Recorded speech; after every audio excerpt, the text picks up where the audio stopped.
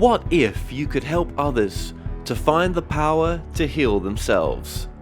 Physically, emotionally, and spiritually. When I started teaching my classes, it was in 2002, and I was just doing the past life regressions and contacting the subconscious part. But then as the time went on and we found how powerful this was and what we could do with it, a lot of the students began saying, you know, advanced past life regression doesn't really tell what it's all about. This is so much more than that. We think you should change the name. So it was a few years ago we decided to change the name to Quantum Healing Hypnosis Technique. And this is the healing technique that we've now been teaching it, well, since 2002, that's 12 years. What if you could time travel with them? Visit mythical places or angelic realms, other worlds, other galaxies. Help others to speak to their higher selves. You can. Dolores has taught thousands of people from across the world how to use QHHT, and now you can learn her method by going directly to dolorescannon.com. And don't forget to mention the discount code MORETALKS.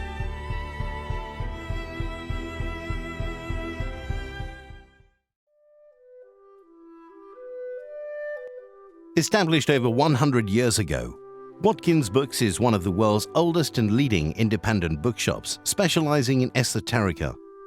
We have the widest selection of esoteric books in the UK, and our friendly and knowledgeable staff are here to assist you in a unique ambience of our shop. So come and visit us in the heart of London as we're open every day. The More Show is supported by Mindscape, Paranormal and UFO Matrix magazines, available for download on all major digital platforms. If you like what you watch, then don't forget to follow us on Facebook and Twitter for the latest updates on The More Show.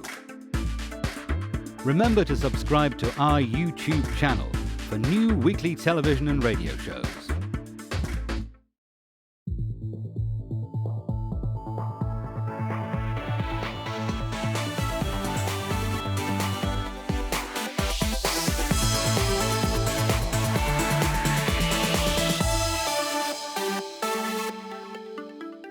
The comments and views expressed on The More Show are those of the people that make them and do not necessarily reflect the view of Kevin Moore, The More Show, or this radio station and its affiliate or sponsors. This show is for entertainment purposes only. Broadcasting from the UK and across the world online. You're now listening to the UK's only alternative late night talk show, and I'm Kevin Moore. For the next hour, I'll be covering subjects that will open up your mind and provide you with information you may have never heard before. On today's show, I'm joined with Dick Larson, who is a counsellor with a background in education and one who addresses the issues of meditation and practical spirituality. He has been a guest on various radio and TV talk shows nationally and internationally. Dick Larson is also a colleague of Benjamin Creme, and in these difficult times he sees great hope in this new cosmic cycle of life on planet Earth and tries to help others see the same. Mr. Larson entertains and inspires as he shares his strong convictions about the future, that we are now in a very special time of world change, one that offers tremendous opportunities for personal growth and positive transformations in our world community and in all aspects of our lives. Dick Larson, welcome to the show. Thank you. It's my pleasure, Kevin. Well, Mr. Larson, it's great to have you on. Just tell the audience to begin with just a bit about yourself. Yes. I am a counselor, a therapist, and what I do now is I teach therapy at a college. So I teach other people, other adults, how to be counselors. And so that's what I've done that now for many, many years. And how I got involved in this, I'm in Los Angeles, California. And how I got involved in this is every year for, I guess, over 30 years, Benjamin Creme came to the United States and he gave a talk in New York, Then he gave a talk in Los Angeles. Then he gave a talk in San Francisco. And I heard about him. I was curious, so I went to one of his talks here in Los Angeles. And a lot of it went right over my head, but some of it that I did understand a little bit made a lot of sense to me. And so I read a couple of his books. And once I read a couple of his books, I said, oh man, this makes so much, it's just common sense to me. It answered questions that my religion, I grew up a Christian, it answered questions my religion wasn't able to answer for me. And so I just started getting more and more interested in Benjamin Creme and his work, and ultimately did 3 television interviews with Benjamin Creme here in the U.S. And so now I'm a Share International volunteer. That's the nonprofit educational organization that he started, Share International. And I'm one of the volunteers that works with Mr. Creme on telling the story about the Masters of Wisdom and about the World Teacher. Right, okay. The synchronicities is a funny old thing sometimes. I was due to have Share International on this very show with representatives from Share coming on. And of course, you're on. And Yes. I've not had to go looking for you. You've sort of come to me. So just tell us, before we get into any more, just for the audience briefly, just tell us about Benjamin. About Benjamin Creme? Well, Benjamin Creme has been traveling the world for about 40 years, doing a couple things. Number one, trying to prepare people for the emergence of Maitreya, the world teacher. About every 2,000 years, a great teacher comes to bring the next message, the next revelation for humanity. And so it's been 2,000 years since the Buddha and since Jesus. So it's time for another great teacher. And Benjamin has been traveling the world telling people that he's about to come forward very soon. And he's also been teaching transmission meditation, a new group meditation that he started in 1975, teaching that around the world. And there are groups doing that. It's a free meditation. A group is 3 people. And there are groups, I have one in my home once a week. And there are groups all around the world doing transmission meditation. So that's what he does. Now, he doesn't come here anymore. His doctor advised against it. He's up there in years now. And so we don't get to see him anymore, and we miss him over here. But we still Skype him every once in a while and talk to him.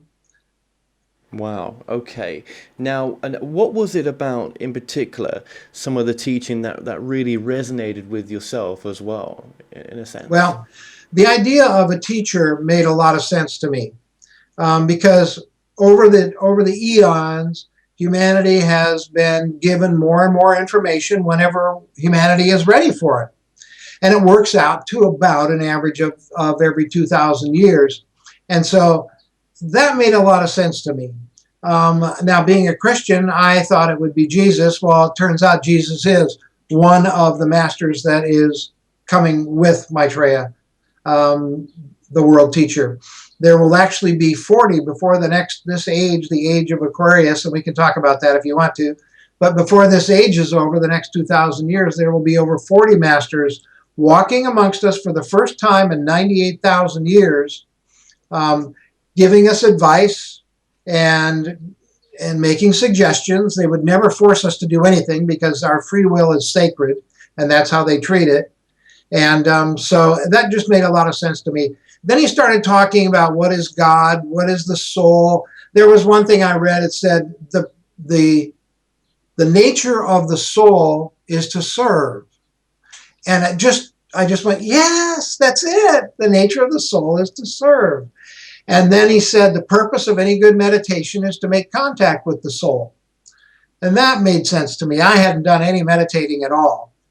And so that made perfect sense to me. And there were just things like that. They were on the spiritual side, and they were common sense kind of things about the laws of life and so on. I didn't quite understand the law of rebirth, but I'm starting to get a handle on that now, reincarnation.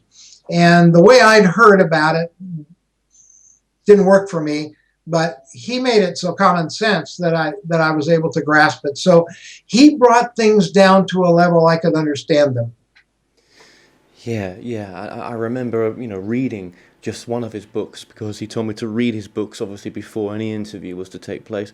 And I was down in central London, and I was just thought, I'll read this now. I've got nothing. Just got some time to kill. Yeah, it made so much sense just on the thoughts of sharing, how we just don't want to share anything.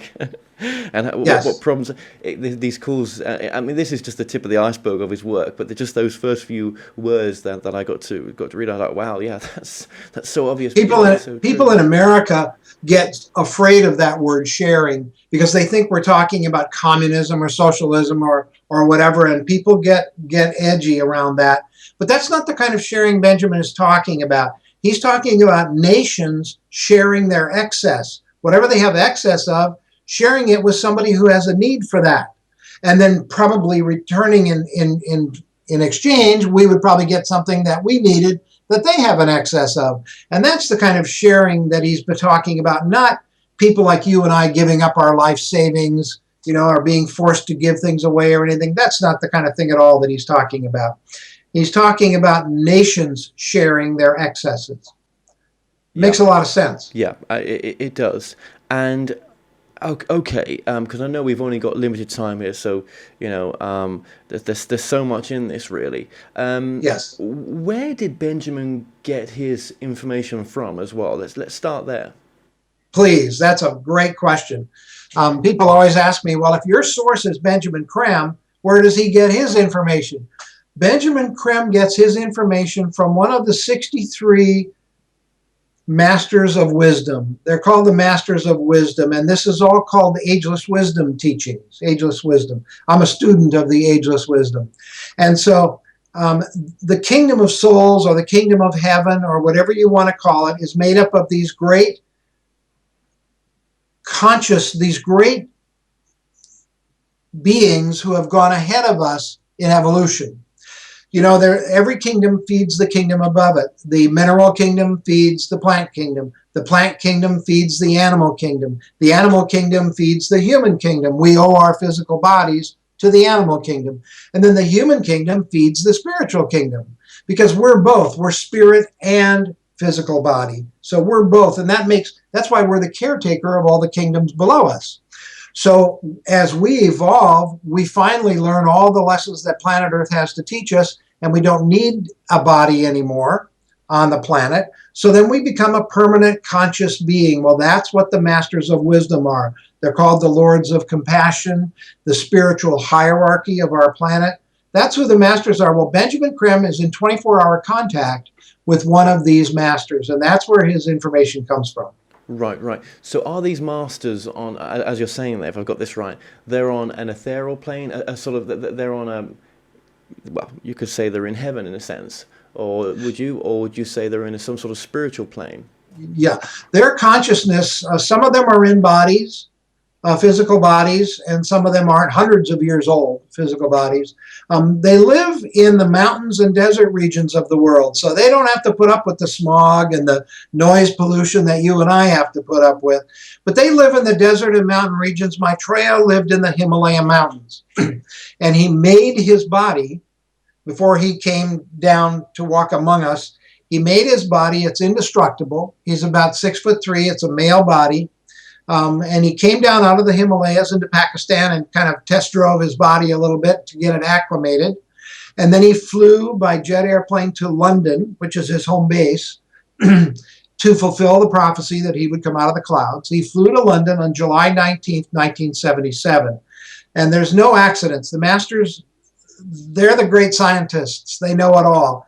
And the July 19th, the 1 and the 9 is the first and the last, the Alpha and the Omega, and he is.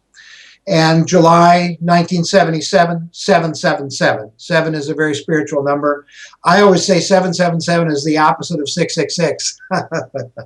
So there are no accidents in the world of the Masters of Wisdom. So that's how he came to be. He's waiting in London. He can appear anywhere on the planet he wants to. He travels by thought.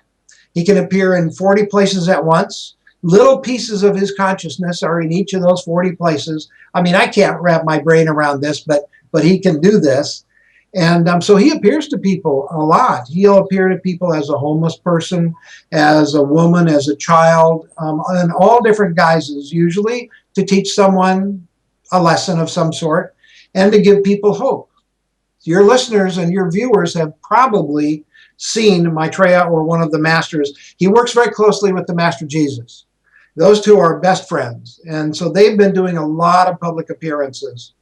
And when somebody thinks that they've seen Benjamin Creme, they write into Share International Magazine, which he is the editor of. It's a monthly magazine, very reasonable cost.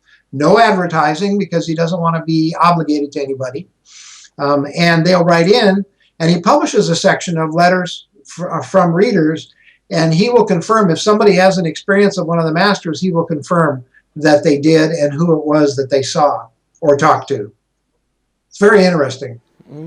Yes, absolutely. It is. I mean, when you for the audience out there. So when you say that he is in communication with someone like Jesus, is that yes. on a spiritual communication in the sense that he's talking back to, there's some sort of connection spiritually from him in the spirit world to him in this world, or are you talking about that Jesus is here physically?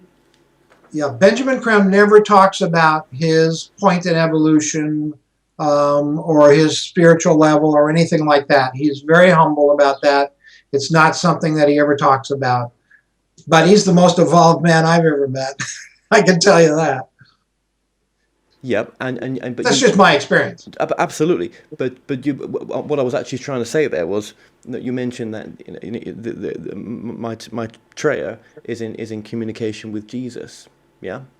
So, yes, all the time. Yeah, see, their natural way of speaking to each other in the spiritual kingdom is telepathy. Right. Okay. So they're telepathic. So they don't need to talk. They're just exchanging thoughts all the time. Right. So they appear together a lot. Eventually, we're going to see Maitreya and Jesus side by side on television.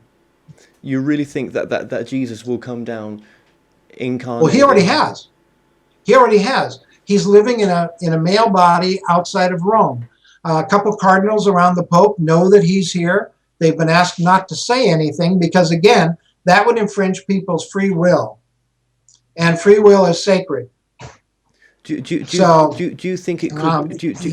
the Pope's not going to say anything. He's not going to say Jesus is here because every Catholic in the world would believe him the minute he said it, and that would infringe people's free will. We have to recognize them for who they are on our own. Okay. So, yeah... Okay, so potentially, I'm not going to keep going on about this question, but potentially, this could be someone who, I don't know, that's not going to make any sense. I was going to say that it could be someone who has the consciously remembered their past life as being the incarnation of Jesus. It's not, yeah. We only remember our previous lives when we are evolved enough to be able to handle it. Because we've all done things that weren't very nice in some of our previous lives. We've been killers and we've been killed. We've abandoned people and we've been abandoned. We've hurt people's feelings and they've hurt ours. So we're not. This lifetime is enough to worry about. So we're not allowed to know about our previous lifetimes until we're ready to handle it. It's one of the ways the masters protect us. Yeah, okay. Well, where do you go from here? This is fascinating stuff. Okay, so you could say then that it's a very peaceful teaching. The material that Benjamin has published. Yes, it's sort of taking us out of our violent ways in a sense, and wanting to evolve us into peaceful, more loving, more caring people. Would you say? Absolutely. This is a horrible time for society on planet Earth. We can't stop pollution. We can't stop killing our planet. We can't stop war. And we seem to not be able to stop starvation. As you and I talk about, every 8 to 9 seconds, somebody dies of starvation or a starvation-related illness in a world with a 14% per capita surplus of food. The food's not getting distributed. Those kinds of problems are holding back the evolution of the planet. And so that's a real concern for planet Earth and for the masters. But our planet is part of a system. It's part of the solar system. And so we're also holding back the evolution of the solar system. So just like when the human body gets ill or hurt, other parts of us come in, rush in to heal it. Well, the same thing is happening here with planet Earth. Our pollution, our starvation, and our wars are holding back the natural evolution of planet Earth, consequently holding back the evolution of the solar system. So the rest of the solar system is rushing in to help us. And that's why the space people are here. I'm not going to call them aliens because that's a nasty name that the Western governments came up with to discredit them. But I will call them the space people, or men and women, the space men and women. And they're here to help. The UFOs that you see are from our nearest planets, Mars and Venus. Some are from Jupiter, some are from Saturn. These planets are more evolved than planet Earth. Planets evolve too, just like human beings evolve. So there's no UFOs here from the Pleiades or from Sirius. They've got their own issues. They need to handle their own stuff. This is all about the solar system taking care of itself. You know, there's a spiritual being in charge of each planet.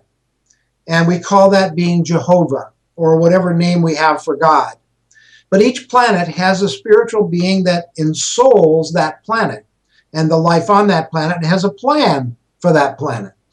Then there's a plan for the solar system, and there's a great, great, great spiritual being about whom nothing can be said, because if we say anything about him, we're making them smaller than it really is. But there's a great being that ensouls the solar system. And then there's a being that ensouls our galaxy, the Milky Way galaxy, and all of the solar systems in that. So the spiritual kingdom has levels. That's why it's called the hierarchy, the spiritual hierarchy, because it has levels of evolution, just like here on planet Earth. Some people are more evolved than other people. It's the same way in the spiritual world. But those are who we pray to. When we pray to God, we're either praying to the head of the solar system or the head of planet Earth. And the masters of wisdom, the kingdom of heaven, they work for God. We'll call it God. They work for God, and they each have a piece of the plan for planet Earth that they're in charge of taking care of. Maybe it's the arts. Maybe it's science. Maybe it's education. Maybe it's healthcare. Maybe it's finance. Each master is in charge of helping the planet evolve, and we're holding back that evolution. So there's all kinds of people. The masters are coming to help us. For the first time in 98,000 years, they're going to walk among us. People from Venus and Mars are coming to help, and I'll tell you some of their jobs. They have 4 basic missions that I know about. They're on a spiritual rescue mission for planet Earth. Would you say, though, that, if we just look at the pictures that NASA have been sending us of Mars and these other planets we've just mentioned there is no evidence. Well, there are some bits of evidence. They've recently found what may be a temple, a sort of pyramid on one of the planets, but further beyond Mars. They're not sure. And that's in the public domain right now. But we don't see any sort of tech-savvy sort of landmarks on Mars, in a sense. I mean, is this all underground on these planets? Well, part of it is underground, and I'll tell you why this is the biggest misunderstanding about the space people. The biggest misunderstanding is due to the fact that our science is not very advanced yet. We think it is, but it's not. Mars, for example, is on the same level of evolution as planet Earth, but their science is about 2,000 years ahead of us. Venus is in its very last stage of evolution. It's almost a perfected planet. That means the people on Venus are almost perfect. Benjamin Creme said if you were to talk to a Venusian, he said if you were to talk to somebody from Venus, they're so advanced, so loving, so knowledgeable, you would think you were talking to a god. That's how advanced how loving they are. Well, the biggest misunderstanding about these folks is that planet Earth is just the right distance from the sun to be able to have solid physical life on this planet, and we don't burn up and we don't freeze to death. So we can have solid physical life. Our science is only aware of of solid, liquid, and gas. Those are the states of physical matter that our science is aware of. There's another level above gas. And like gas, you can't smell it, you can't touch it, you can't see it, but it's there. The scientists have discovered it, but they don't know what they've discovered. They call it dark matter. What dark matter is etheric, physical. You know, ether is a very high vibration gas. Well, this is the level above gas. It's called etheric physical. And people who are in etheric physical bodies, they have etheric vision, of course, so they see each other just like you and I see each other. But we don't see them. We can't see them because they're in etherical, just like we can't see oxygen, but we know it's there. And oxygen can go into the ground, it can go into the ocean, it can go into the sky. So can they. Their craft are etheric physical as well, and their craft can go in the ground, in the water, and in the sky, and they're doing that. So they see each other, but we don't. We land a camera on Mars, it doesn't have etheric vision, so it just sees a barren planet. Mars is teeming with life. My understanding is there's more people on Mars than on planet Earth. There's about 8 billion people on Mars. There's buildings everywhere. There's transportation everywhere. It's just etheric physical because then they don't burn up or they don't freeze to death. So they're in etheric physical. We're the only planet that's in solid physical. All the others, life is in etheric physical. And like I said, they can see each other. So here's the big explanation about UFOs. We can only see them when they want us to. When they want us to see them, they lower the vibration of their craft until they become temporarily solid physical. Then we can see them. They can do the same thing with their bodies. They can lower the vibration of their body until they become temporarily solid physical, and then we can see them. So when they want to disappear, they either fly off at the speed of light, or they just raise their vibration and poof, they disappear. So that's the biggest misunderstanding. They're in physical. They've been here 300,000 years on planet Earth. They're up there all the time in the thousands, but we can't see them unless we have etheric vision. Now, there are a few people who do have etheric vision, and they see them all the time, but you and I don't. Well, that's fascinating. It's kind of like, we only see with our own eyes the visible frequency spectrum that we're able to. And it's kind of like I suppose what you're saying as well is it's like they're vibrating on a different frequency, a different level. And that's exactly right. When we land on these planets, when our probes do, they're kind of landing maybe in someone's front room, but there's nothing there. But if they shifted their frequency, just like a radio tunes into different radio waves, there's something solid there, but they've just passed through it. Is that kind of the same thing? That's right. And you can't damage it because it'll just pass right through it, just like you said. So one of the things these space people are doing for us that we don't know anything about is they have huge ships that 24 hours a day, 7 days a week are mopping up pollution from planet Earth because we're killing our planet. They've been doing this for years and years and years and years. Just think, they could be home with their families, but they're not.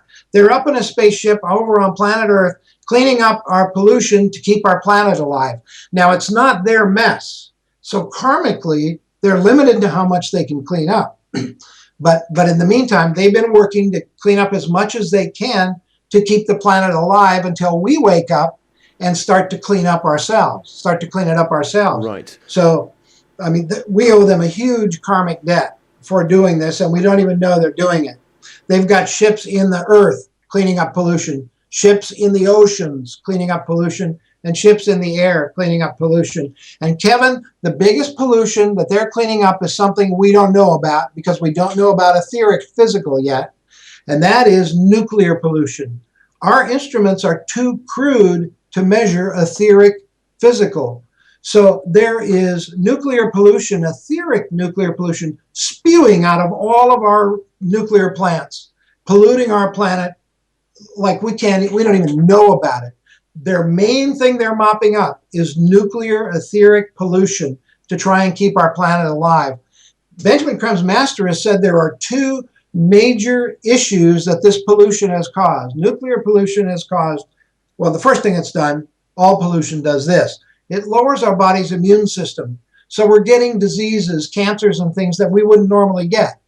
But the two biggest things that the nuclear pollution is doing, it's causing earlier and earlier onset of Alzheimer's.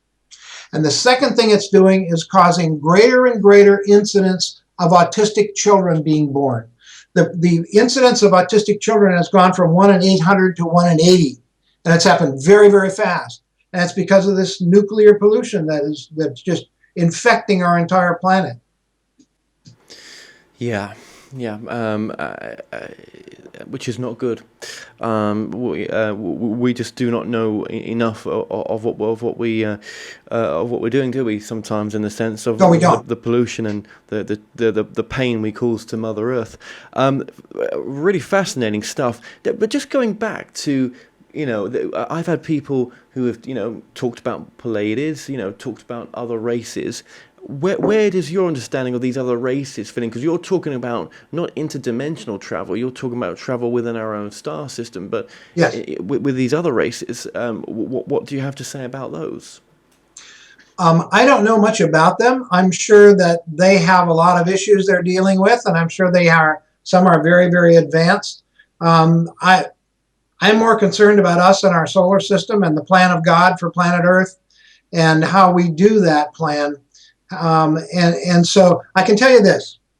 My information is that Sirius is our sister solar system, and that we're very fortunate. It's the nearest solar system to us, and that we're very fortunate that there is a pathway, you might say, between Earth and Sirius. There's a shortcut between Earth and Sirius. And once you become a master, you get to choose which path you want to take for your next step in evolution. One of the paths is the path to Sirius. Once you become a master, you can go to Sirius. And my understanding is that the evolution on Sirius, the solar system, is very, very fast. And that the evolution is very high there and very fast, and that people that go take the path to Sirius, the masters that take the path to Sirius, evolve very, very quickly. Thank goodness 63 of the masters have stuck around planet Earth. They've chosen the path of Earth service, and they've stuck around to, behind the scenes, inspire humanity's greatest discoveries and greatest progress over the eons. And that's what we call the kingdom of heaven, the lords of compassion, the spiritual hierarchy. Right. They're called masters, not because they're masters over us, because they're masters over themselves. And they're masters over the science of planet Earth. They're master scientists, So that's why they're called masters. The closest I think I've not been in the presence of, but come near to mastery myself, is with people like Eckhart Tolle, who yes. The power of now. Now, where's he fit into all this? Is he one of the masters? No, he's not. But he's a very advanced disciple, I'm sure, of one of the masters. As people evolve on this planet, they become disciples. Well, first they become workers for disciples, and then they become disciples themselves of one or more of the masters. Usually people evolve into one of the masters' ashrams or groups, and then they become a disciple for that master. So, I don't know, but my information is that he is not one of the masters, but he is one of the very evolved people on this planet that can teach us a lot. That's right. And others, of course, who have come into their own yes. path. You've gone through a lot of pain to have the awakened experience that they've had, and then for the work that they've shared with people after that pain has passed, and they see the world and themselves in a different perspective. But what is then the point? Why do we come here to planet Earth? Are we souls coming down here? And is that part of the teaching? And if so, why? Why are the masters coming to Earth? Why are we as souls? If we are a soul in a body, why do we choose to incarnate here on planet Earth? Is this a nursery school sort of environment, in a sense, where we start here and we evolve onwards? Well, we start here, but we finish here. We become permanent spirits, permanent consciousness without a need for a body when we become a master. So we have thousands of lifetimes on planet Earth. We usually do not go to another planet. We do not reincarnate as animals. That's called the transmigration of souls, and that's a whole different thing. But our soul is permanent.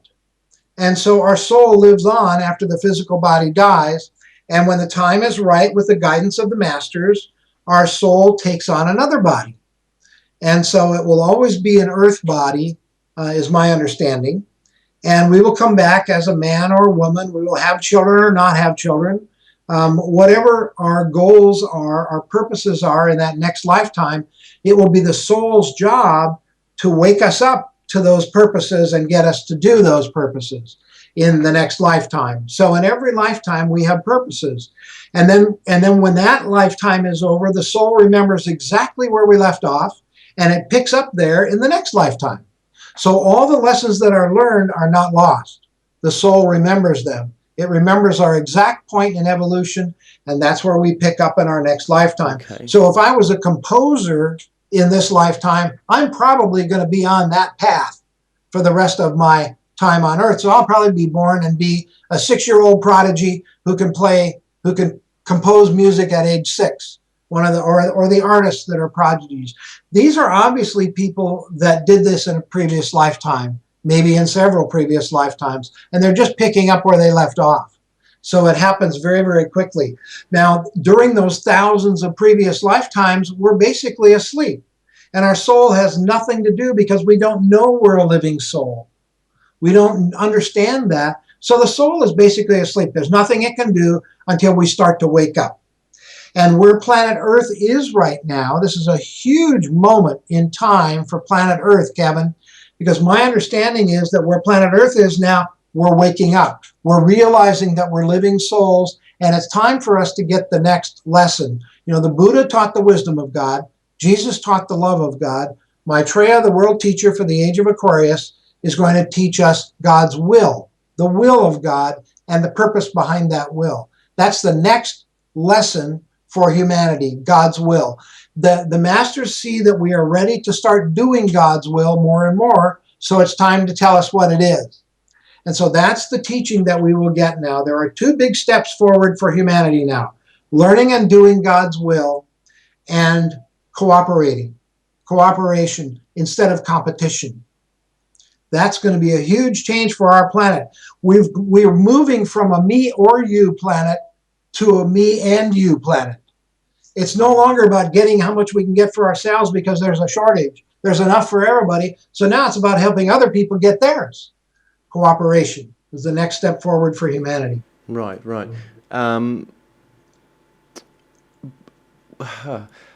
Would you say we choose to come back in soul groups as well? That, you know, before we come and before we incarnate, we choose to have certain lessons on this level?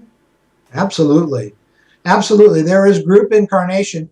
For example, the generation before my generation, my parents' generation, they were here to defeat the Antichrist.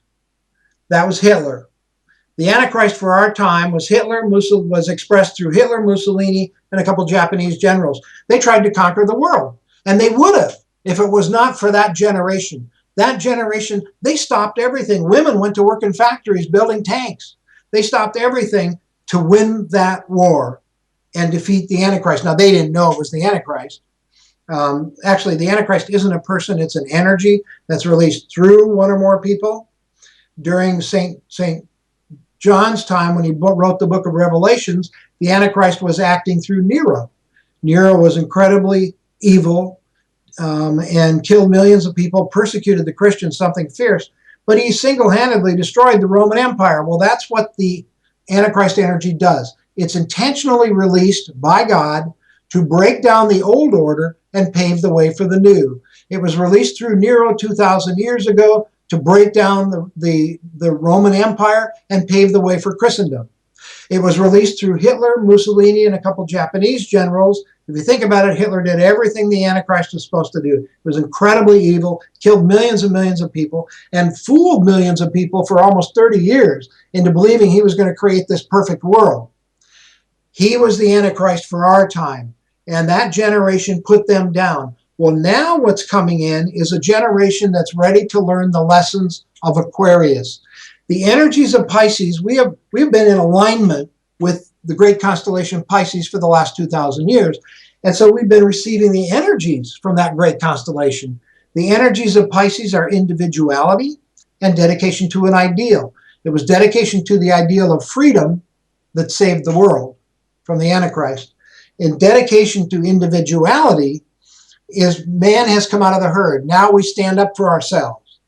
Okay, well, now we're moving out of the influence of Pisces into the alignment with Aquarius, the next constellation in our planetary evolution.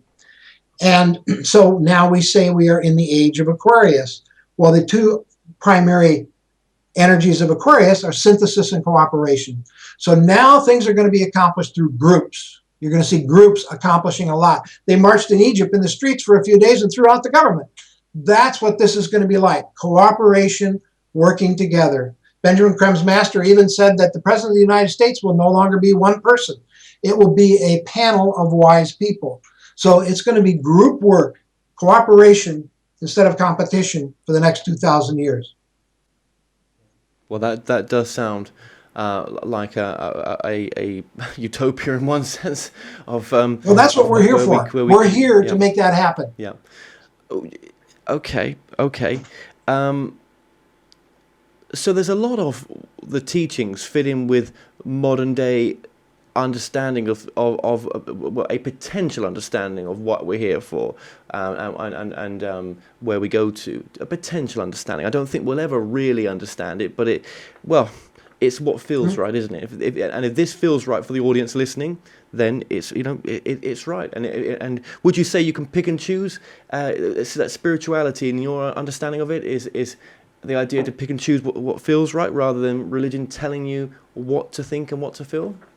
Absolutely. That's one of the outcomes of Pisces, that every religion says they're the one. They're the right way. That's that individuality, and it's caused a lot of separation, Kevin. And that's why there's so much separation now, is because of that influence of Pisces. And so every religion says we are the way.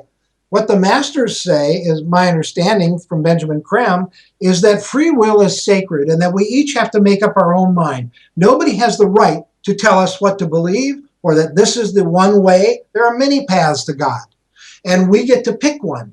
The masters will not come and tell us what to do. They're going to make suggestions, and then we can either follow them or not, because our free will is sacred. So yes, and I don't want your viewers to believe a word I say, because that would be blind belief, and I can't recommend that to anybody. But if 10 or 20 or 30% of what I say makes sense, then great. I'll be very happy with that. But no, I would not ask. I'm not trying to get your viewers to think like I think or anything like that. Free will is very important. And each person has to decide which is the way for them, what they think their purposes in life are. I can tell you one is always to serve others. No matter what lifetime it is, there's always one purpose, and that is to serve others, to help others. And that was one of the main guiding principles of Edgar Cayce. The sleeping prophet, who pushed the idea of service to others. Absolutely. Yeah. So that's the nature of the soul, is to serve. And when we wake up and become aware that we're a living soul, the first thing we do is look for ways to serve. It's just our nature. It's the nature of the soul. So that's what people will be doing. You're going to see the headlines in the news aren't going to be about murders and about other things like that. The headlines of the news are going to be about, well, this corporation donated all this money to help get rid of this disease, and these people over here help these people in this way. It's going to be all over the headlines. People are going to be serving all the time, cooperating, helping each other. That's what we're here to do. Yeah. Absolutely. And would you be surprised if that takes? Is there any sort of time? I mean, you mentioned a timeline before, but I mean, this could be long term, couldn't it? These ideologies. Yes. That's an interesting question that you asked. The timeline. The masters know what the plan is, and they know what's going to happen. They just don't know when. Why? Because we have free will. I'll give you an example. Maitreya, the world teacher, was going to come forward earlier, but the masters didn't foresee the the Soviet bloc and the Western world. I'm trying to think of I can't think of what. They didn't foresee that blockade, that the Western world would be against Russia and the Eastern world. They didn't foresee the Cold War. The Cold War. That's what I'm trying to think of. They didn't foresee the Cold War, so things got delayed. And finally, Maitreya said in 1977, he said, "I'm coming, ready or not, because things need to change. I can't continue to watch my little ones die." That's a direct quote from Maitreya. And so he came because they didn't foresee that. So yes, we know certain things are going to happen very quickly. When Maitreya comes forward, he's waiting for the right time to come on the air. Now, he's been interviewing, I have a list here, he's been interviewing around the world as an ordinary man. He had over 20 interviews in the US, but in those he was part of a panel. I didn't see any of those. Then he gave 14 interviews in Mexican television, 41 interviews in Brazil. He was in Brazil for a long time. Then he gave 51 interviews in Russia as an ordinary man. And now he's given 22 interviews in China, 157 all total. He's going to keep doing this, Kevin, until finally the people and the media representing the people finally say, okay, wait a minute. You know too much to be an ordinary man. Who are you really? Who are you really? And then he can come forward and tell us that he is the world teacher for the age of Aquarius, come to make some suggestions and help us get things back on track. He can do that. He says that will be my day of declaration, when I will be on radio and television worldwide. That's what the satellites are up there for. They're not up there for World Cup soccer. They're up there for this event. And all eyes will see and all ears will hear. Anybody over the age of 14, even working in the fields or whatever, will hear his voice in their head. And so we will all hear him and see him on his day of declaration. I'm told this is going to happen, Kevin, within the next 2 years, the day of declaration. And we'll see him on TV, and then he will say who he is, because we've asked. And so then he will give us a glimpse of the past and show us where we've lost our way. He will give us a glimpse of the brilliant future ahead for humanity. And then he will inspire us and try to urge us on to change. But then he will make suggestions. And there are 3 ways that people will know it's him when they see him. And I can tell you about those later if you want. But yes, within that, after that happens, within 2 years, I'm told that hunger will end. Starvation will end on the planet. Some things will happen very, very quickly. But the conservatives in every field, the conservatives in finance, the conservatives in every religion, not just Christianity, but every religion, the conservatives in finance, in banking, in education, in religion, they will all resist this. They will say, oh, he's an evil man, don't listen to him. They'll be fighting this with their dying breath. They'll be fighting change. But these new generations that have come in since the World War II generation, those folks are ready for change. They look for change. They can't wait for change. And so they will be engaged. Benjamin Creme asked his master, when Maitreya comes forward, how many people will respond to him? And his master said 1.8 billion people will respond. Now that's a critical mass. That's what we need, Kevin, to move things forward. So some things will happen very quickly. Other things will take a long time. There won't be a world religion. All the religions are important. And it's our job. He says, I come for every religion, and if you're not in a religion, I come for you too. So he comes for everybody. But if has done all these interviews, I mean, yes, surely this can't be too difficult to track. Because, I mean, who would be interviewing someone so much unless he was some sort of public figure or some sort of scientist or someone well known? I mean, this has got to be someone... I mean, either these are micro shows he's been on, or the big name shows. I mean, yeah. Do you want to... Some of each. That's what the media. That's why he's really counting on the media to respond, because they're picking these up, and that's what the media is probably going to conclude. Exactly what you said, Kevin. You hit the nail on the head. They're going to say, "Wait a minute, now this guy's been interviewing in all these countries. This can't be just an ordinary person. Who are you really?" And that's what he's waiting for. Now, he's going to be interviewing. He's already agreed to, BBC has already agreed to interview him. One of the Japanese networks has already agreed to interview him. and a U.S. network has agreed to interview him. But this is obviously these interviews agreed. Sorry, but I'm just going to ask this. But who are they interviewing? I mean, what's his background right now to be interviewed? I don't know what he's saying his name is or what his background is. I don't know. Benjamin Creme has never said that I'm aware of, and I have not seen any of the interviews or heard about any of them. I'm actually not even looking for them. I just know in my heart of hearts this is going on. This makes so much sense to me. So what I'm saying to you is, for him to be doing these interviews, he must be someone in some sort of credible standing as of right now. You would think so, and I don't know what that is. I understand now what you're saying. So he could be a celebrity. I just know that because he is so wise and so loving, that the media are sooner or later they're going to pick up on this, and they're going to know he's not just another scientist who's working on world hunger or working on women's rights or whatever he's talking about. I'm sure he's talking about all of that. Could it be a woman? Yeah. Could it be a woman? So they'll want to know. No, I was saying, could it be a woman? No, Maitreya is in a male body. Right. Yeah. There were pictures actually taken of him when he appeared in Kenya out of midair. A woman down in Kenya who is a Christian has healing sessions. 4,000 to 5,000 people attend her healing sessions every weekend outside of Nairobi. And she was told she was going to have a visitor. And when she was talking, all of a sudden, he appeared beside her.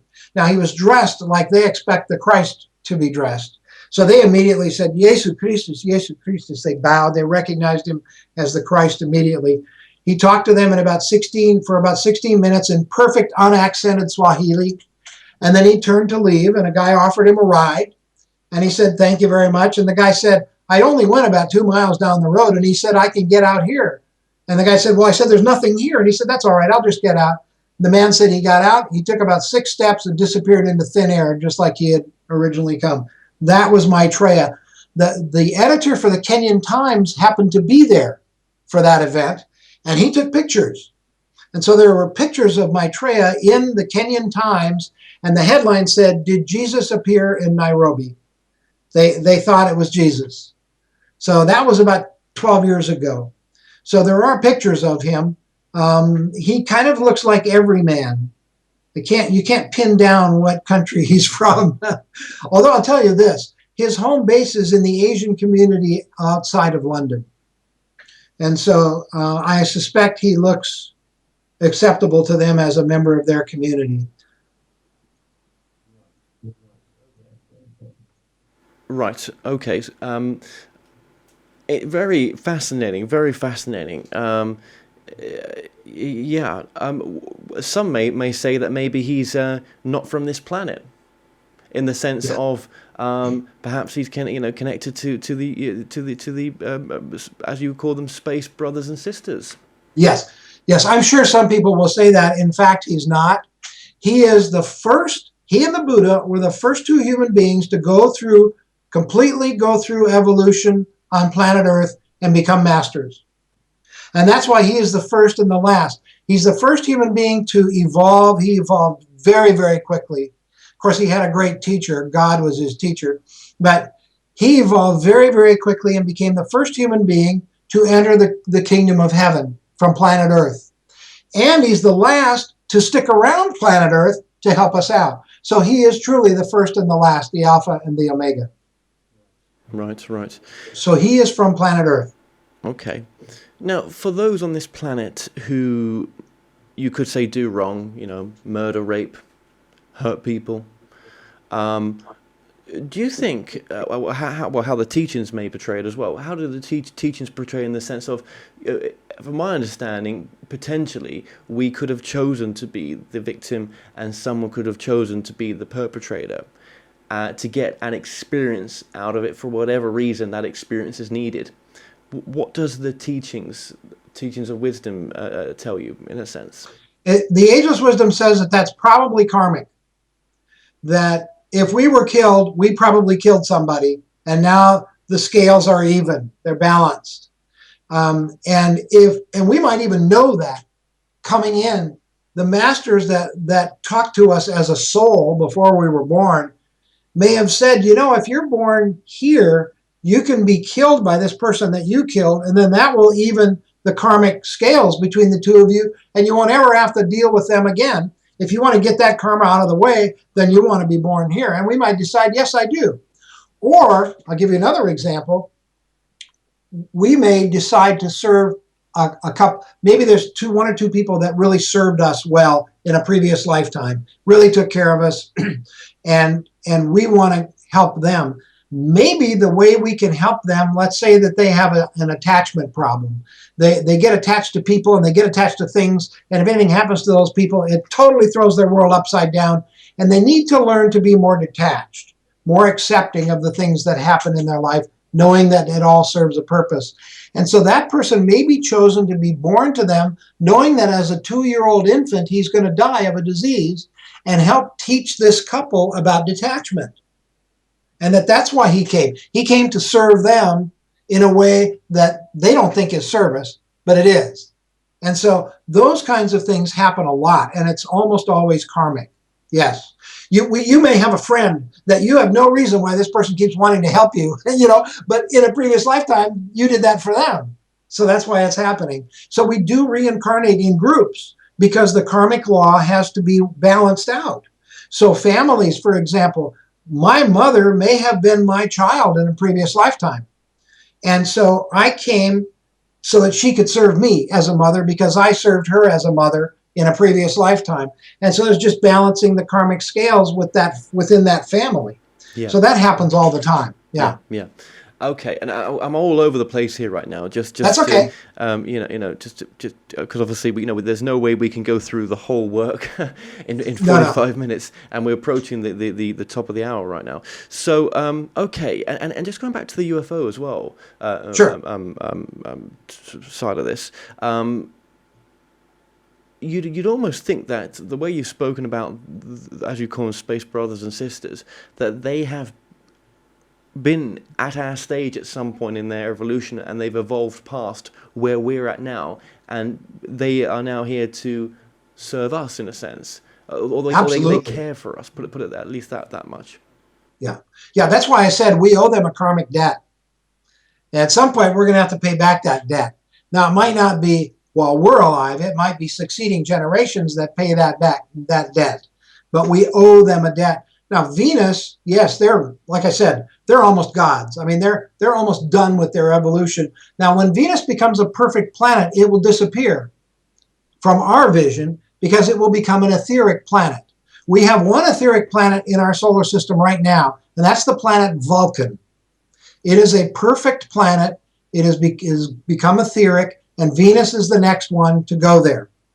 Mars, as a planet, is about the same place we are. Each planet has 7 rounds, or 7 lifetimes, and each lifetime is millions of years. Well, Earth is in the middle of the 4th round. Venus is in the 7th round. We're in the middle of the 4th. So is Mars. Mars is in the middle of the 4th, but they haven't made all the mistakes we've made. So their technology is advanced way beyond ours, but the Mars plan is a little different than ours. Mars has 3 societies. They have one society that's very advanced. They have a middle society that's basically where we are on Earth. And then they have a very unevolved society, and they live underground. They are not allowed to fly, to travel from one planet to another because they're not evolved. They would cause problems. You would not want to meet these people. They're not very nice. So Mars has a different plan than Earth does. But it's overall, it's more evolved than we are because they haven't made all the mistakes we've made. Saturn and Jupiter, very evolved planets. So each planet has its own story and its own pattern of evolution. Interesting. Very, very interesting. Okay. Isn't it? I just think it's so fascinating, and it makes so much sense, Oh, yes. I just love this kind of information. It is. It's fascinating stuff, and it makes you think deeply outside your comfort zone as well, which I always think a good thing because we get a bit stuck in that comfort zone sometimes. Yes. What would you say then is some of the most important messages, or an important message in the work as you've sort of digested it over the many years, what would you say is some of the key bits to your understanding as you know it now? Yeah. I think the key things are how the law of karma and the law of rebirth work together, because rebirth allows karmic imbalance to become balanced by people being reincarnated in groups. I think that's a very important thing to learn. The fact that we have thousands of lifetimes before we realize we're a living soul. By the time you realize you're a living soul, you only have 16 or 20 lives left. That's it. After thousands and thousands of lifetimes, because now we're aware we're a living soul. One of the biggest things that this has taught me is that I'm not a human having spiritual experiences. I'm a spirit having a human experience. And whatever I don't learn in this lifetime, I'll be back. That's why suicide doesn't work. Whatever people committed suicide over is a lesson they haven't learned yet. So guess what they're going to be faced with in the next lifetime? The same lesson until they learn it, that they killed themselves over. So suicide solves no problems at all. May as well resolve it in this lifetime and be done with it, Yeah. So, yeah, I think the idea of karma and rebirth, the fact that we're living souls that reincarnate thousands of times, there's no rush, there's no race to become the most spiritual person on the planet. We can evolve at our own pace. We have free will. We can work on it or not work on it. We can respond to our soul suggesting that we serve others, or we cannot. It's our choice. The soul is in no hurry. It is eternally patient. So it's just up to us. Well, this is all big news for me. I love this stuff. And then the other thing was how to recognize Maitreya. That's one of the most important things I've learned. When he comes on TV, and if you hear about a big press conference, I suggest you tune in. You don't have to. But there's 3 ways you'll recognize him when you see him. Number 1, you'll see his face on TV, but his lips won't move. You'll hear his words in your head, telepathically, in whatever your natural language is. Whatever your natural language is, that's where you'll hear him in your head, but his lips won't move. The second way you'll know it's him is that while he's speaking for 40, 50 minutes, however long, he's going to talk about freedom, he's going to talk about sharing, he's going to talk about cooperation, he's going to talk about justice. We need freedom, but we need justice too. America has a lot of freedom, but not a lot of justice. And we need that. The symbol for that combination is the reunification of the Germanys, East Germany and West Germany. It's a social democracy is what it is. And that's what we'll most all become, a social democracy. So the second way you'll recognize him when he's speaking is that you will feel the love of God in your heart like you have never felt it before. He said it will be so powerful that it will be as if I physically embrace you. Trust the love of God. If you're afraid of the Antichrist, if any of your viewers are afraid of the Antichrist, trust the love of God in your heart. The Antichrist can't do that. And the third way you'll know it's him is that when he's done speaking, there will be news reports from around the world that while he was talking, hundreds of thousands of people were miraculously healed. And in those 3 ways, you'll know that this is the teacher for the age of Aquarius. He will be walking amongst us for the next 2,000 years, available to teach us, to make suggestions, if we want to follow them. And my final question, I know we're so over time here. Does the teachings talk about having a life that you want, being able to manifest and have anything that you want to have in this life? That depends on what you want. Because we all have that in every life. Depends on what we want. If we want to serve others and that brings joy to our heart and that makes us happy, whether or not we have 2 cars or whether we live in a nice home or whatever, depends on what we want. But we can have what we want in pretty much in any lifetime as long as it's not financial, physical attachment to things like bank accounts and cars and homes and things like that. If we can just accept whatever comes our way and work however we want to, but certainly when we're masters, then we'll start learning the lessons of the spiritual life. So the way we can have what we want is by working on what we want, making it achievable and making it useful. So our desires, one of the things that we will do as we evolve is our desires will be diminished. They will go down. we'll want less and less. It will take less and less to satisfy us. As we evolve, the path gets tougher. The more you're capable of solving big problems, the more big problems you're going to get to solve. There's lots of issues that I haven't dealt with yet, but as I evolve, I will have to start dealing with them because now I'm capable of it. We only get the problems we're capable of solving. So what we want to do is solve the problems that are in front of us, because that moves us forward. The other thing we want to do is meditate. Transmission Meditation is a book written by Benjamin Creme. He's got 15 books on Amazon.com. I'm not here to sell books, but one of them is Transmission Meditation. It's free. Takes 3 people to do it. You do it once or twice a week for an hour or so. The book tells you why, how it works, why it's so powerful. 1 year of transmission meditation, Benjamin Creme says, is equal in spiritual progress, is equal to about 20 years of any other normal, regular meditation. And it's because the masters are sending the energy through us. It isn't energy from our soul that we're downloading. So that's a long answer to a short question. I'm sorry. And do you have a website or? Yes, we do. It's www.share-intl.org, not .com. Share International, share-intl.org is the website. And then you can go in there and look at pictures of UFOs. You can read about transmission meditation. You can see Benjamin Creme deliver lectures, all kinds of good stuff. It's an old model website, but it's full of great information. Well, Dick Larson, thank you so much for joining us today. You're welcome. Thank you for allowing me on, Kevin. This is a critical time in the history of humanity.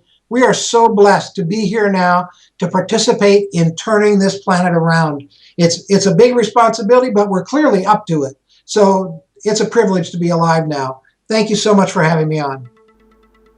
Well, we've come to an end on tonight's show. Don't forget that you can listen and watch all our past interviews on The More Show's official YouTube channel.